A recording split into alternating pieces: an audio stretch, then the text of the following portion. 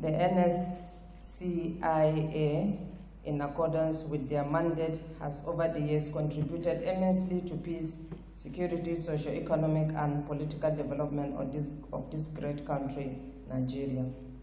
Indeed, there is no other time than now where we need the decisions, policies, and programs of the Council to be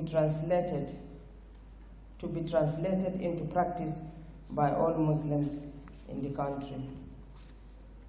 The Council's next meeting therefore captures the essence of peace in attainment of national development and underscores its commitment to the promotion of peace, security, and development, which justifies the existence of every government.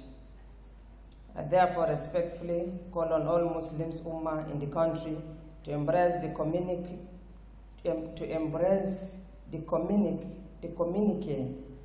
that will be reached here today in form of advice and decisions by the Council, especially those related to our personal affairs as Muslims Ummah in the country and those that will guide our relationship with other faiths as we promote a peace coexistence in this country. I've listened to the speech of His Eminence where he talked about justice, and also the Minister of Communication talked about justice and injustice, and I think he did not mention the consequences of injustice. And I think it's timely. The conference is timely, and this is the right time for us to address our problems in Nigeria. The problems have been escalating from one thing to the other, thinking that General Muhammadu Buhari will solve it alone. He cannot do it alone.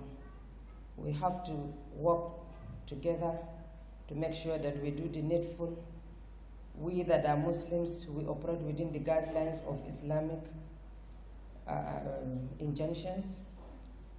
And also, like the Minister of Communication has just mentioned about social media, where they have mentioned about the Vice President has resigned. People laughed. It's not a laughing matter. It's a serious matter. You cannot just sit under the comfort of your house or zone and tweet that Mr. Vice President has resigned. It's a serious crime. If China can control 1.8 billion people on social media, I've seen no reason why Nigeria should not attempt controlling only 180 million people. We must do justice to ourselves. Most of us here, as a result of the long term of injustice done to others, today, most of us cannot go to our villages and sleep with our two eyes closed. We all know that. And it's moving forward and forward. And my husband has 3 years to go.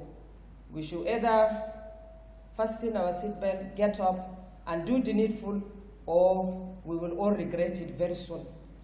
Because at the rate things are going, things are completely out of hands.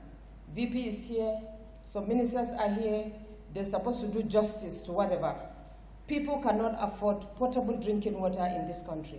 We have ministers, we have governors. Since this is the highest decision-making body of Islamic affairs, for those that are Muslims, we should fear God. And we know that one day we will return to God and account for our deeds here. Finally, I hope that the decisions, debates, and engagements here today will be fruitful with the view to reaching realistic decisions for shaping our lives as a nation. May Allah subhanahu wa ta'ala continue to lead and guide the leadership of the Council for the optimum progress of the Deen, the mankind, and our great nation. In my short speech, if I offend anybody, please forgive me. Today is Friday. And may the Almighty Allah forgive us, all of us. اللهم أنت ربي لا إله إلا أنت خلقتني وأنا عبدك أنا أحدك ووحدك ما استطعت أعوذ بك من شر ما صنعت أبو لك بنعمتك علي وأبو بذنبي فاغفر لي فإنه لا يغفر الذنوب إلا أنت.